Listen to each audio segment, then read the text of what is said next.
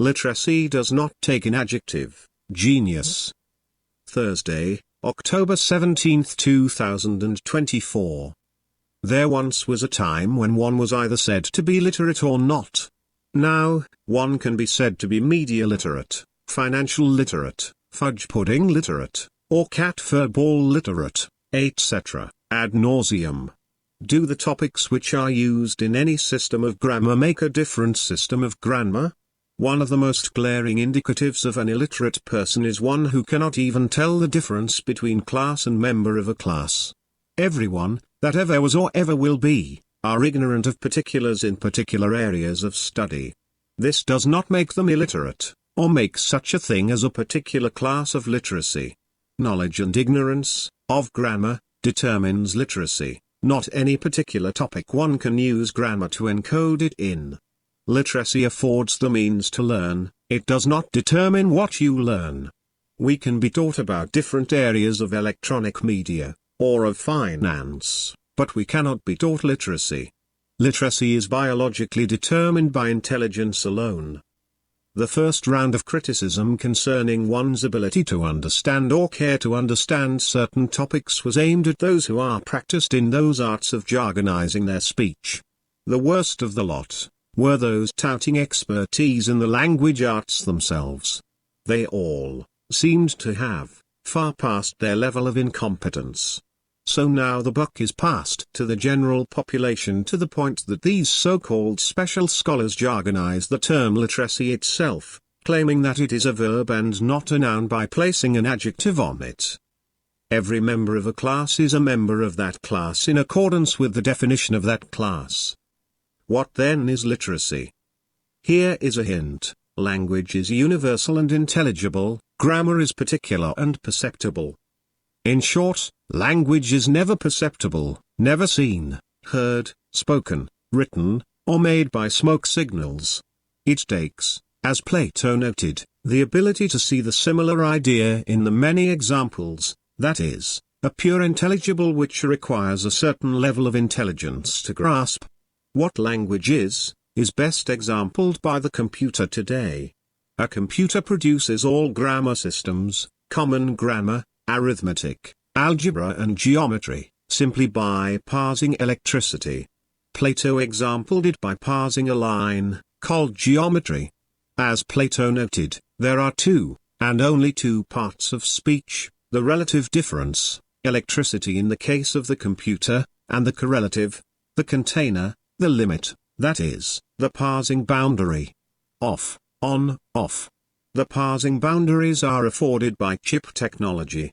That is, even by the definition of a thing, there are only two parts of speech. Have you ever comprehended language in a lightning bolt? Nor have you ever comprehended language in the spoken or written word. You either have the intelligence to abstract it, or not. Plato called this fact dialectic, today we call it binary information processing, or simply binary recursion. Examine your life support systems, your sense systems, some of them abstract the material of a thing, others only abstract knowledge of the limits of a thing. Not one of them abstract the ding in sich, the thing in itself. Binary recursion, as Plato was working toward, produces a grammar matrix, four methods of utilizing binary recursion to formulate a grammar system. These systems have historically determined names, common grammar, arithmetic, algebra and geometry. As the Bible intimates in metaphor, and what Plato notes, geometry is considered a universal grammar because it establishes a one-to-one correspondence between the two elements of a thing and the behavior of the hand. The Bible actually made a big metaphor which goes from cover to cover. The mark on the hand and forehead, or mark of the beast, easily solvable if one is literate. To regulate behavior so as to turn the past into a future and to bring that future to pass. Look at the environment. Has mankind shown that he can do that? Or are we on the verge of environmental collapse? Only one person in history was to solve that riddle. View my work, see if you can prove me wrong. The answers to every part of that riddle is given explicitly somewhere in the book itself. Plato laid out dialectic over 2,400 years ago, and not one teacher of grammar has shown the least bit of understanding of his words, which, happily, has not hindered the construction of the computer based on dialectic, or binary information processing. What is amazing, is that even with this machine now running rampant over the earth, these so-called self-proclaimed literacy masters have yet to even imagine what a correct grammar education is. They just keep pressing on with their jargon and gibberish. As geometry parses a line to example grammar, a computer parses electricity. Both of these are examples of using universal grammar. A computer simply writes geometrically with electricity. There are metaphors in the Bible about this time in human history, and they involve the computer. They even use the word lightning. There is a reason man was told to look to the living and the dead for their God. So, being media illiterate, how many of these so-called experts ever noticed that a computer functions by what Plato called dialectic, and which have noticed that it uses a form of universal grammar, synonymous with geometry? Hell, they have never noticed that they were never taught to be literate at all. Language is a universal fact, based on the definition of a thing, and applicable to every particular thing. One can give particular examples of binary existence, but these particulars, these parts of a whole, are never confused with the whole itself, unless one is simply illiterate.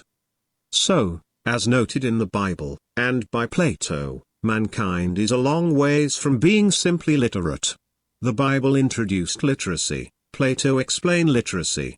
The computer lives and dies by it, yet mankind is still too dim-witted to even construct a correct education to make people literate, to master just two concepts, information and its parsing. Now, I wonder who is going to be the first idiot to claim a non-Euclidean computer? For you who do not understand the term, non-Euclidean geometers claim that grammar is not based on binary recursion, even when they do not understand that. They do not understand the saying, let your yeas be yeas and your nays be nays, for anything different from this is wrong. I wonder how many of those so-called educated in the advanced science fields are still going to claim that their Euclidean-based computers proves that it is not Euclidean simply because they can program it to spew out gibberish. What is a quantum computer? Is it not just another method of utilizing binary? What is more, how long is Microsoft going to claim to produce and sell actual programming languages? Like an illiterate. How long can you work with a computer and not notice Plato's dialectic, or better still, the dialectic of the universe itself? Perhaps one is too stupid to understand Plato, or even the universe itself. Or the Bible for that matter. Well, one use of geometry by machine has the illiterate scrambling to claim that one can write programs to endow it with life. I wonder how much paper one needs to make a geometric drawing so that the paper comes back to life as the tree that provided bird perches so that birds could bury New York in bird shit. How much parsing of electricity will it take for you to figure out that it is not the computer stealing your lunch money? Or threatening your life? Who gains by perpetrating the claim that a machine can become intelligent and self-willed? Especially when not one of the people making that claim has ever even imagined what literacy is? Or intelligence for that matter. The color of your skin, the gender of your body. All a mind can do, is to read, using the body's other life support systems which is called perception. All of these are senior, evolved prior to a mind. A mind then processes the information sent to it. That processing is used to render judgments in order to produce the behavioral response of the body. This is called conception. It then writes back to the body producing the body's particular behavior. This is what every mind does. It is simply an information processor. Your skin color does not change the definition of mind. Your crotch does not change the definition of mind. Your geographical location does not change the definition of mind. Your personal mythologies do not change the definition of a mind. There is no definition of skin color, gender, geographical location, political or religious mythology which is defined as mind. Therefore, one shows their stupidity when they address, as a person, their skin color, their looks, or any presupposition about them, as to what that person is. What may be predicated of anything, and everything is wholly determined by the definition of that thing. And as both the Bible and Plato state, if you do not know what you are, you certainly do not know what anything else is either. And there are only megalomaniacs who claim that they can write a grammar to endow a dead machine into becoming alive. Most of the world have been taxed for funds to support social education.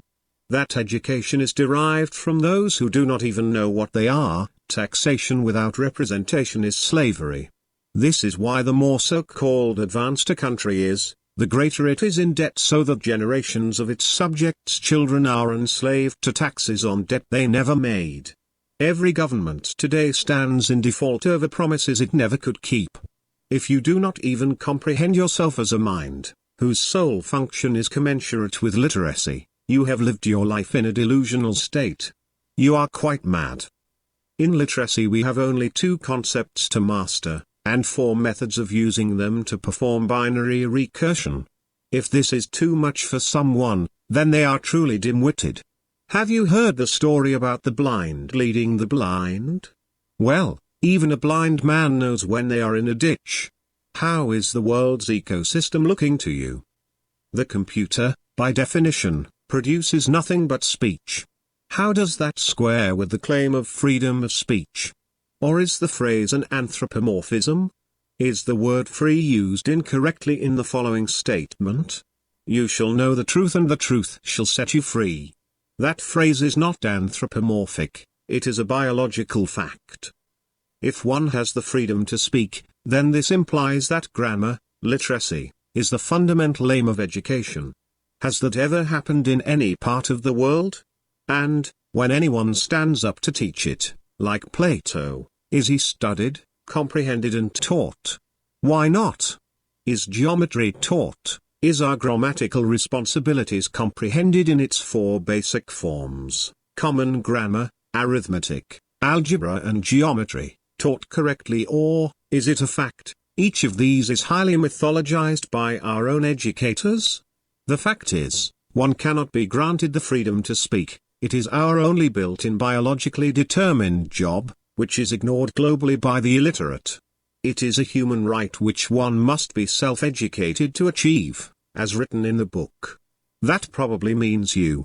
Has there ever been true freedom fighters who were not standing on the platform of dialectical grammar?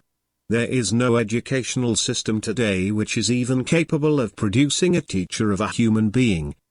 Right now the computer is the center of a war, all parties involved are sociopathic. What to do about that? Can any illiterate be helpful in that war? At the center of this war is the availability of the correct material to educate one's self. Both sides of the war are attacking basic public information systems.